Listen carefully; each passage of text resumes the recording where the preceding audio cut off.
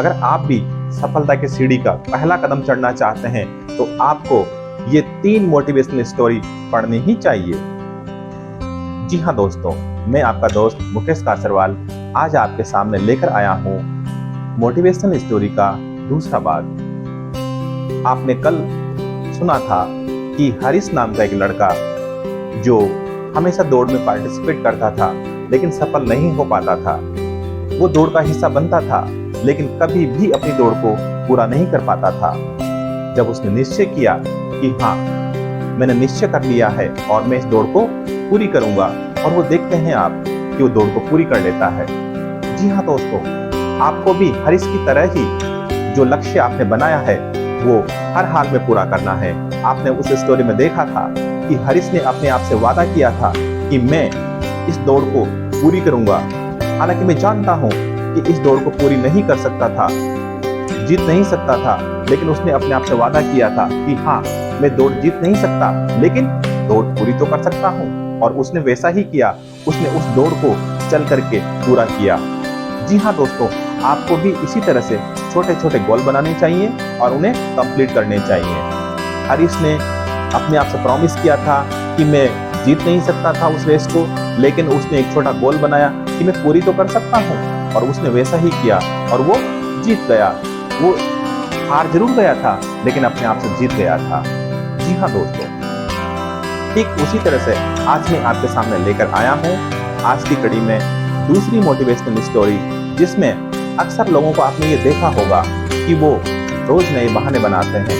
वो परिस्थितियों को दोष देते हैं कि अगर ऐसा होता तो वैसा होता, वैसा होता तो ऐसा होता। ठीक इसी पर हमारी ये मोटिवेशनल स्टोरी आधारित है। जी हाँ दोस्तों, एक बार एक अफगान के घने जंगलों में एक लड़का हो गया और वो भटकता भटकता जंगल में चल रहा था। चलते चलते उसने देखा कि वहां पर पेड़ पौधे नहीं थे और चारों तरफ सपाट घना जंगल था। उसने देखा कि यहाँ पर अगर हरे हरे पेड़ पौधे होते, उन पे फल होते, और उन फलों को, उन हरे पेड़ पौधों पर जो फूल पत्तियां होती, और उनको देख करके, उन बाग बगीचों को देख करके लोग यहाँ पर घूमने आ रहे होते, यहाँ पर एक अच्छी आबादी डेवलप हो जाती। ऐसा होता, वैसा होता। जी हाँ दोस्तों, वो परिस्थितियों को दोष दे रहा था। ऐसे भटकते भटकते वो चल रहा था और चलते चलते उसे प्यास लगने लगी। उसने सोचा काश ऐसा होता कि यहाँ पर एक कुआं होता, मैं उसमें पानी पी लेता। ऐसे चलते चलते वो देखता है कि थोड़ी दूर चलने पर उसे एक कुआं दिखाई देता है। वो कुएं के पास चला जाता है। कुएं के पास जाने के बाद वो आसपास निगाह दौड़ाता है और देखता है कि उसे वहां पर एक बाल्टी और रस्सी दिखाई देती है। वो वहां पर बैठ करके पानी पी लेता है, थोड़ी देर के लिए विश्राम कर लेता है, और विश्राम करने के बाद वहां से वो ठीक चला जाता है। अभी थोड़ी देर पहले वो कह रहा था कि अगर यहाँ पानी होता, पेड़ पौधे होते, पेड़ पौधों पर फल होते, फूल पत्तियां होती, बगीचे होते, लेकिन दोस्तों उसको जैसे ही परिस्थिति अपने अनुकूल मिली, उसने पानी पिया और चला गया। तो आप देखिए कि दोस्तों इस कहानी से हमें क्या सीखने को मिलता है, इस कहानी से हमें क्या शिक्षा मिलती है। तो दोस्तों आप देखिए, इस कहानी से हमें यह शिक्षा मिलती है कि जब परिस्थितियां आपके अनुकूल होती है, परिस्थिति जब आपके फेवर में होती है, तब आपको उस अवसर का फायदा उठाना है, आपको उसका अनुसरण करना है, आपको उन परिस्थितियों के अनुकूल काम करना है जैसा आप कह रहे थे। तो दोस्तों परिस्थितियों को दोष न देते हुए जब आपको परिस्थितियां आपके अनुकूल मिलती है तब आपको करके दिखाना है, आपको उस पर एक्ट करना है। जी हाँ दोस्तों, उस लड़के ने वहां पर जब वो कह रहा था कि यहाँ पर पानी होता, तो चूंकि उसे कुएं के रूप में वहां पानी मिला, और जब पानी मिला तो उसे पेड़ पौधे लगाने थे, वहां पर कुछ पौधे लगाने थे, लेकिन उसने ऐसा कुछ नहीं किया। तो वो सिर्फ कह रहा था, मतलब यहाँ पर परिस्थितियों को दोष दे रहा था, ब्लेम कर रहा था। लेकिन दोस्तों आपको ऐसा नहीं करना है। अगर आप भी इस तरह परिस्थितियों को दोष देते रहे तो आप जीत नहीं पाओगे।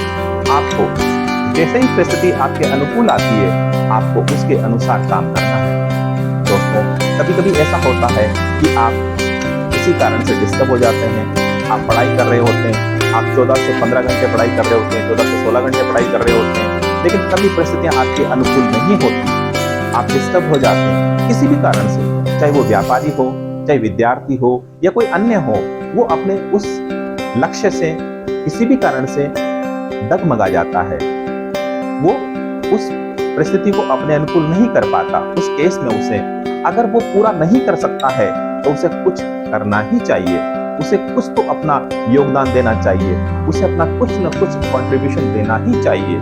जैसे अगर मैंने उदाहरण दिया आपको कि अगर कोई विद्यार्थी 14, 15 या 16 घंटे पढ़ रहा है और किसी दिन उसे अवसर नहीं मिल पाता है, परिस्थितियां उसके अनुकूल नहीं होती है, तब उसको जितना अवसर मिलता है, जैसे 4 घंटे पढ़ना, 6 घंटे पढ़ना, 5 घंटे पढ़ना, उसे वो अपना योगदान देना ही चाहिए।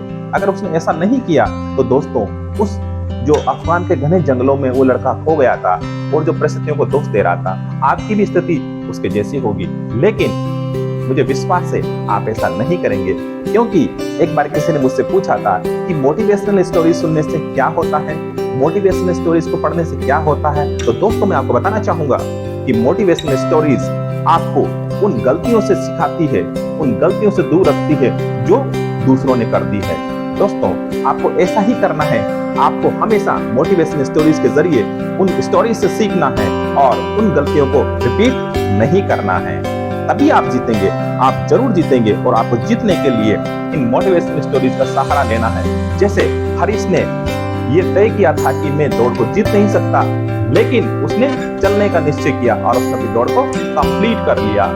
जी हाँ दोस्तों, वो उस रेस को जीत नहीं पाया, लेकिन उसने चल करके अपने उस कमिटमेंट को पूरा किया, उसको अपने आप में कॉन्फिडेंस आया, उसने अपने आप को जिता दिया।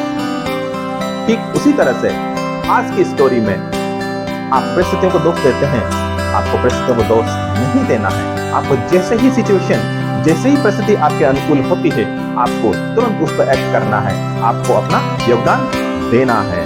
दोस्तों, ठीक अगर आपको भी अपनी लाइफ में कामयाब होना है, अपने लक्ष्यों को पाना है, चाहे वो व्यापारी हो, विद्यार्थी हो या कोई अन्य हो, आपको ठीक इसी तरह से अफगान के उस लड़के के द्वारा की गई गलती को नहीं दोहराना है। परिस्थितियां आपके अनुकूल होते ही आपको उस पर अपना योगदान देना है, मतलब आपको अपना कंट्रीब्यूशन किसी भी सूरत में देना है। दोस्तों, मैं ये मानता हूँ कि अगर आपने इन स्टोरीज को सुना है, पढ़ा है, तो आपको अपने लक्ष्य को प्राप्त करने से कोई नहीं रोक सकता।